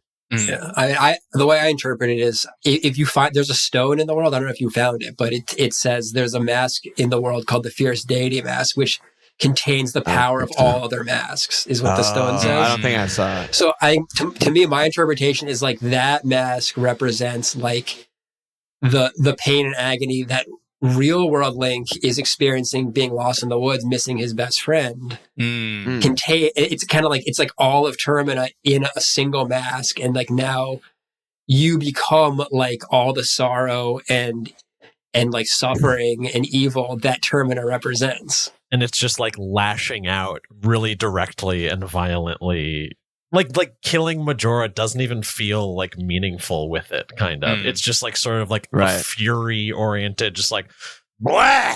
And like and then it runs the game runs its credits like happy go lucky, but it is sort of this sort of just like, I don't know, this like it feels angry.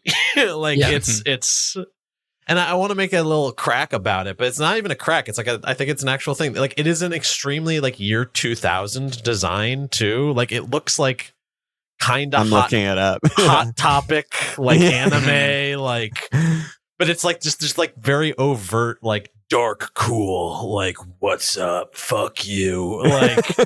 But like I think, but at a higher level, I think I already said it, which is like it's all the pain of this world distilled and then blasted out at something that's like the reason the world's upset. But like Majora ain't the reason the world's upset. Like as much as the game is like, I lost my dog because this playful child showed up. It's like, no, man, like there's other shit going on in these people's lives that like isn't about what the antagonist of the video game made happen.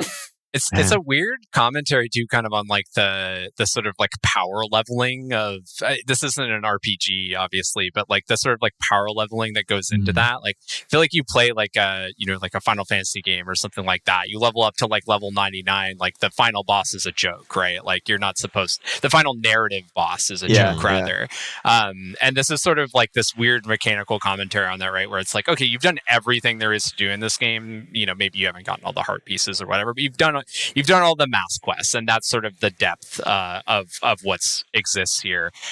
Let's make it so easy for you to beat the final boss because you actually put in all that time. But it's weird that you have this sort of like emotion imposed to you on as the player in terms of like how the Skull Kid sets up the battle differently, and then how it actually manifests itself. Like I said, it is unlosably easy with this on. It's also interesting because I think like everything was extremely easy in this game from a action perspective. Like every fight was a joke, I thought. And it's interesting that like the ultimate final is even more of a joke. Like it's even easier. It's even less mechanical and more narrative, right? It's like pushing the sliders. One's at 100, one's at 0% for the like grand finale, No balance. From that boss fight books, because I read like a quarter of the boss fight books. Yeah, it's good. Majora's right? Mask. There is some notion that like when Aonuma first played the original Legend of Zelda, he got mad at the Octoroks because he was like, "What? Do I have to just keep fighting these Octoroks?" He like couldn't beat it. Yeah, he sucked at the game. He has no regard for combat. It's just like, like skill issue. Yeah, literally skill issue. And I want to ask a question too. Like, do we think it feels like a reward? Like, does it function as, because when I was a kid and I saw it, it was just like, this is freaking badass. Like, hell yeah. But like at a higher mechanical level, like what we're talking about of how it like sort of renders the ending kind of empty or like, I don't know, like, does it feel empty or does it feel like a reward? Like, I don't know. What do you guys think? Well, I mean, I think it gives, that's why I call it like the true ending, because it gives you, like, it intentionally makes it so easy because it's like, this game's not about tough boss fights like that. It's like, this game's about the fact that like you're in this really narratively rich world and it's just like, what's a better ending than like you can be evil too and take out all the pain out on the fight. Which, and I love how much Dugan you're zooming in on like the narrative elements that surround these final interactions on the moon, of like that. It's like the thing that's interesting about it is like the weird shit that the kids say to you, not like a fight itself. And like zooming out is also interesting, right? It's like everything but the fight is sort of interesting in a weird way. And it's like, I think you were kind of saying this, Hayden. It's like, it brings up, are you even the hero? Like what is a hero in a game where the world resets over and over again for everyone to forget that you even exist and the same bad things happen over and over again? It's like sort of not that heroic of a game. You're not really a hero in like a traditional Zelda sense. And then like to have the true ending, you become a demon and just like murder everything. It's like, well, I don't really know. Dude, what were you going to say? One of the other things the kids, as you're giving them the masks, are like alluding to is like like because you have all of these different masks, like do you want to become a mask salesman? You must have all these like friends in the world, which is really this sort of like obviously Whoa. interesting parallel to Skull Kid, who feels friendless and then has that sort of conflict resolved. When you're standing on the edge of Termina Field and the end scene and like all the giants that are just like, oh, you actually were my friends all along. But he sort of is like having this manifest himself and like contemplating it throughout these sort of like kids that are this sort of like splintered representation of the evil that he's put into this world of like, oh, like you actually have like, because you were able to come into these people's lives to gain the masks that, they had as a sort of like token of resolving their problems, you must be a caring person. You must be a person who has friends within this universe. Yeah, that's nice. And I wonder if the reason Link is kind of able to forgive Skull Kid at the end is because he, through the experience of having the Fierce Deity mask, realizes that, like, if he had put on Majora's Mask, he would have just been just as bad as Skull Kid. It's like, it's not about the person, it's about like the power. And then he's like, well, that could have been me, so I'm going to forgive him. It's a little like Lord of the Rings-y, I guess, in that way, like sort of like understanding that like the ring is the bad thing, and like that can like take over anyone. That's kind of like what you were just saying. Yeah, it's interesting. Bilbo bugging out. Yeah, it's such a dark game. I know that that's like what everyone says about it, but like I didn't see it for a long time that much, just in like very slight moments, because I was just mainlining the like main story, and it's like, whatever, these dungeons suck and like I don't care. But like like even just thinking like there's not that many games I've played where like the world's ending and you can just like get a good view and watch it if you want. Sure. Like the world's ending and everyone's gonna die, and you can just like let it happen to like see. Like that's fucked up. So there's two things I want to say. One of which is like a very, very specific anecdote. I'll tell the anecdote later. The point is that like I think by virtue of how dark the game is, the game, because it takes darkness so seriously, it's also able to take light very seriously as well. Because like the game isn't about like, and then everyone fucking dies. The game is about like how you as a player like bring joy and resolution into the lives of the people that you meet. And you aren't even the only one that's bringing joy. Like you see other characters giving joy to each other. Like to go back to the circus leader. Did I already say this? But it's like I don't think I said this, that like the circus leader has some dialogue after he hears you play the song in the milk bar where he says something along the lines of, oh, let me find it. Oh, shoot. I wasn't going to talk about this. I was going to talk about something. But anyway, I can't find the lines. But it's him just saying like, oh, I remember that song. That's the song that made me want to get into show business. Oh, her daughter is singing now. I'd love to hear that. And it's like you facilitated playing this song for this sad, craven businessman. But the reality is that like that man outside the bounds of the narrative of the game, like loved music and loved the Indiegogos. The Ballad of the Windfish, babe. Hey, Link's Awakening, baby. Banger. But it's like, oh man, I think the game it's not just like a hero power fantasy of like, you're Link, you make everyone happy. Like it is very much that, but it is also like the game takes the notion of like people make each other happy, like very seriously. And I think that's like directly related to how like willing it is to get dark and sad and be like, this is what being isolated is like. This is how lonely people connect. Like, this is how like families operate. Like that's anyhow. I have something else to say, but I just talked for a long time. No, it's beautiful, man. I was vibing. And I also like don't have that many more like big topics that I definitely want to get to, unless you guys want to jump in. I have a couple like minor things. Yeah, go for it. I'd say like my two biggest regrets about the game, not like things I wish the game had that doesn't have, is the first, that you can't use Oni Link outside of boss fights. And I don't really understand why. Like, why can't you just put that on and just like shred every single area in the whole game? I was wondering if you could talk to the Happy Mask salesman while wearing it, and I was going to wonder what he said. It just doesn't let you put it on unless you're in a boss fight. Oh, man, that sucks. Yeah. Yeah. This is kind of a blunt response, but I think you're like too tall to go through a lot of like the doorways. And the character model is too big. That's like because they ran out of time in the development. Like speaking of what like Alama's saying about like you can't move the door. Yeah, exactly. He's like, I just want to make the 2 inches taller. Like impossible. That's probably why, to be honest. It can never happen. Yeah. Same for the Giants mask. Dude, the Giants mask. If you want a mask that is fucking worthless, it's the Giant mask that you don't even need to beat the boss. The writing was on the wall for this, right? Because that mask, it's like you can only use it in the bosses, and then you can only use it in this temple. It's just like, are you kidding me? Yeah.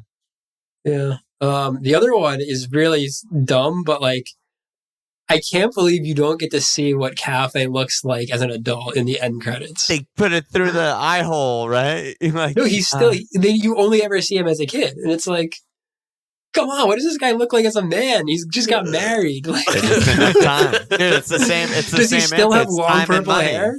It's just time and money, dude. They just I know. make new models. That's why I mean it's silly, but like I just really want to know. Yeah, he was already a new character model for this game. You can't have two Kafei character models, right? It's true. And that's a good way to get around it, I guess. I don't know. We had some questions that I think we kind of like already answered a bunch of them by just like, talking for almost 2 hours. But I mean, this Be Nice question, shout out to him. It's just so good. And I really want to know your answer. He said, what's your personal roll rate when you're traveling? Are you spamming the roll button once in a while or never, like some kind of serial killer? I just need to know like how you guys are traversing the world on like an average day one Termina cycle.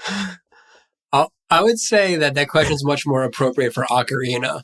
Because in Majora's, once you get the Goron mask or the bunny hood, you're just always using that to get around. Yes. Yeah. And if you're not, you're actually psycho. Yeah. If you're not wearing that, one of those two, then it's scary. But my answer is like pretty often. Like I'm not spamming it nonstop, but it's often. Yeah, it's like roll 3-step, roll 3-step, roll 3-step. Like it's a big field. I mean, the field's not that big, but like there's like big stretches where there's nothing going on. I'm the spammer. I'm trying to never not be rolling. Like in a like Counter-Strike 1.1 bunny hop kind of way. I'm trying to just chain my rolls and feel like I'm going faster than I actually am. Another funny thing about this question is I remember when you guys were playing Ocarina on the pod, I played along too. And I was wondering, like, is the roll actually faster? So I was like, all right, I'm just going to look up what speedrunners do. So I looked up an Ocarina speedrun, and what they do is they like put the camera behind you and they backflip everywhere. And I'm just like, oh, this is nuts. Yeah, dude. Of course, they're not going to do one of the two normal ways to move. Like that's the whole point of speedrunning is to like break that. It's like the first thing you figure out, right? It's like, how do I move faster? Mm-hmm. Yeah, good. There were some other questions. I mean, Nolan, which mask would you like to most have in real life? And that's hard. Like most of them are not that applicable. All night mask. I have that already. It's built into my DNA. Me and Hack up till 4 a.m. every night. I talk to animals. I'm like, okay. Oh, okay, Dr. Doolittle. Yeah, exactly. Like, sure, I could get some value out of that. Bunny hood, I don't know. Move really fast. Run fast. Well, you don't want the couples mask to make everyone see the love around you when they're arguing? That actually honestly, that's rules. obviously the answer. Just like any confrontation, I'm like, guys, chill. Yeah, I don't know how else to answer it. We covered most of these. I don't think we need to dive that much into that. I mean, there's some dungeon questions, but we've established the dungeons aren't even part of the game. I got a provocative question. Go for it. How horny do we think Eiji Aonuma is as a person? Didn't this get discussed in the Wi-Fi Discord? And it got like touched on in the chat. I watched touched on. I think Nolan Yeah. posted a video about Zelda 2 that I watched. I never beat that game because I couldn't beat the last dungeon. Oh my But god, that's hilarious that they do that like curtain lowering and then Yeah. they like get closer to each other and then it's over. It's like Oh what? my god. I don't know, but I want to hear your thoughts on it, Sean. I have data. I want to hear the data. I've done the research. The horniness meter is out of control. Because, I could like critically It's Good Lord. I could riff on how like Majora's Mask isn't overtly horny. It's just sort of like bubbling under the surface, kind of. Like there's like a few examples of that. Like there's like perverts. There's multiple perverts in the game. Yes. Like perversion, like there's the Great Fairies are back. The Deku King has a leaf covering his dong. Macau canonically. How crass should I be? As much as you want. I don't care. Macau fucks. Come on. Because it's like Macau is the father to the eggs or whatever. And he's just like a really cool dude and shredding guitar player. I mean, I mean, he's six-pack abs. I'm being like glib about it, but I think like there is like an actual breakdown of like, yeah, like sexuality is like an ordinary part of life and like it's an ordinary part of adult. This doesn't really need to be part of the podcast. I mostly want to just make jokes about Aonuma being horny. jokes are great. Yeah, keep them coming. I'm loving it. Yeah, I'm loving it. It's fascinating. Because and it's great. so okay. Aonuma started at Nintendo after graduating from Tokyo University of the Arts in 1988, where he made mechanically complex marionettes. And he hadn't played video games before getting a job at Nintendo. He like came in with his marionettes, and Miyamoto was like, "My man." And so when he But I want to interrupt because Miyamoto also did that at his interview. Exactly. Which is really Yeah. crazy. He came to the interview with a bunch of like dolls that he made and was like, I made these and whatever. And they were like, you're in. yeah, Well, so it's like, Nintendo historically wasn't even like a video game company. They like made cards back in the early Mhm. 1900s or something. I don't know. I don't know the Crazy. exact history, but yeah, it was not always. It was gaming, but it wasn't always video games. Obviously. yeah, there's Yeah, all yeah. these wild toys from like the mid 20th century that they were putting out. And That's then, like, awesome. anyway, so but the actual the horny component of it is the fact that after getting the job at Nintendo, he asked his girlfriend at the time, like, what's a video game? So the big line I have here This is is that true. the man was girlfriend forward. The man had girlfriend before video games. Item number 2.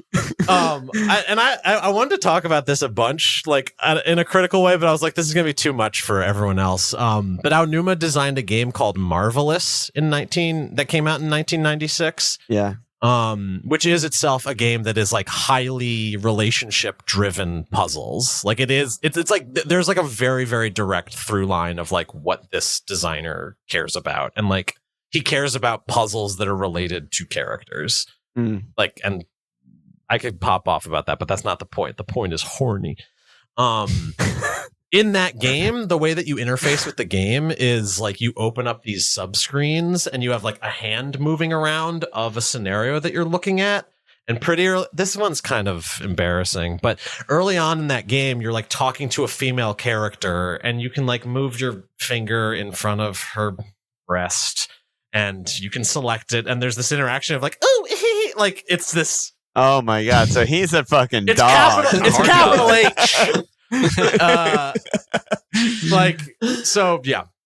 And the final thing is I'm going to read a quote. This is way off the rails, but like I love whatever. it, dude. This is why people tune into Wide Flank. Majora's Mask. Okay, so 2 hours in, we're getting horny. This is an Aonuma quote from an interview on The Legend of Zelda: Twilight Princess, which came out like a few years after Majora's Mask. My favorite character is Telma, the owner of the bar. We wanted to have more of a mature woman in the game, someone who could contrast with Link and be a more grown-up female character. I kind of like the idea of being scolded by someone like that. So that is the co-director of Majora's Mask, ladies and Oh gentlemen. my god! And I'm here to applaud him, celebrate him for it.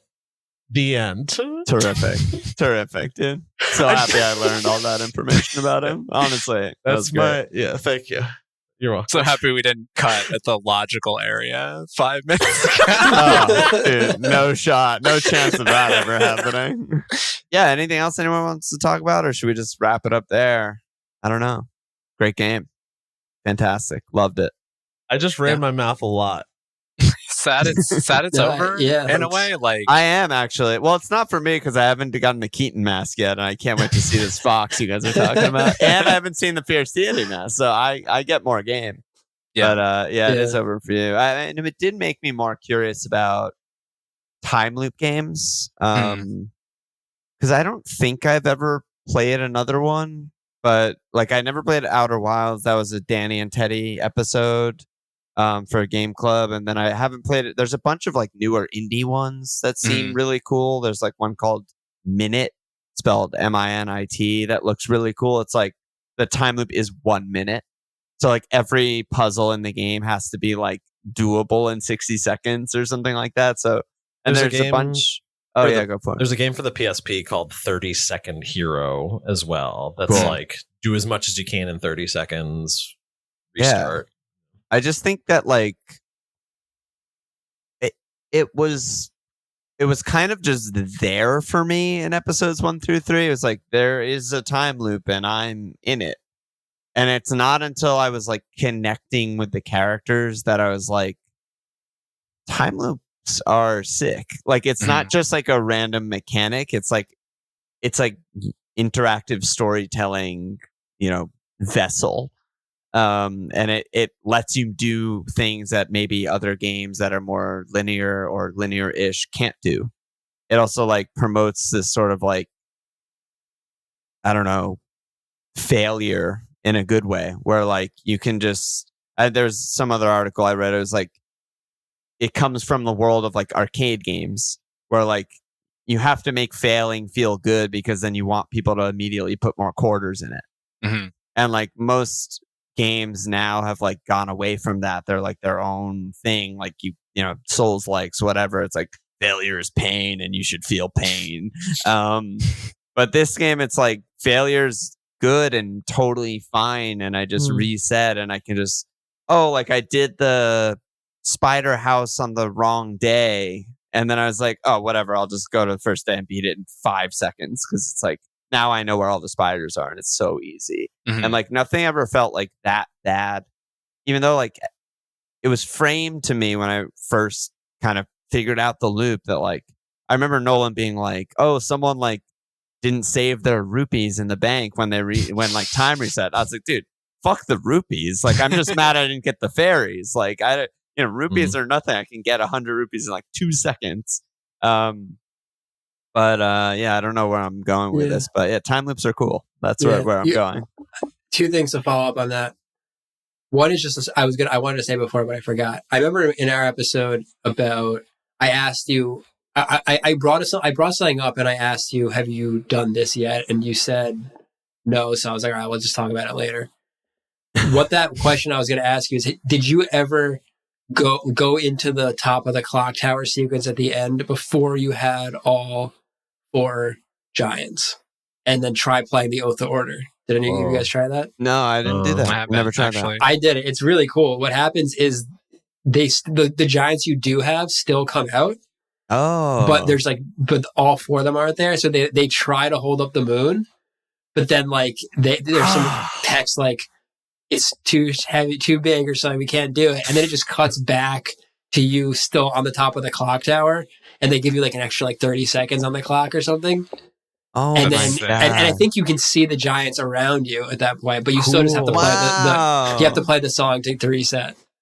I thought that was really cool detail. Cool. That's so cool. Awesome. Yeah.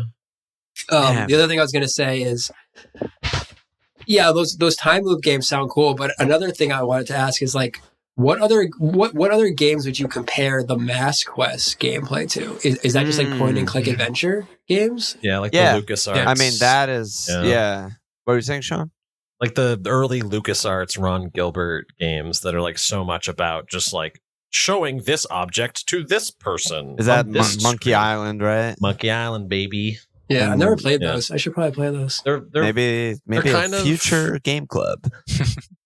I would definitely recommend them. Like there's probably like player written guides that make it like a little more straightforward because like they can get a little. Yeah, no, they're super Bananas. famous. Like everyone loves them, so I probably should try them. Well, I mean, Wonderful what's games. the super famous one? Is Day of the Tentacle, right? Is that would Mhm. that count as a?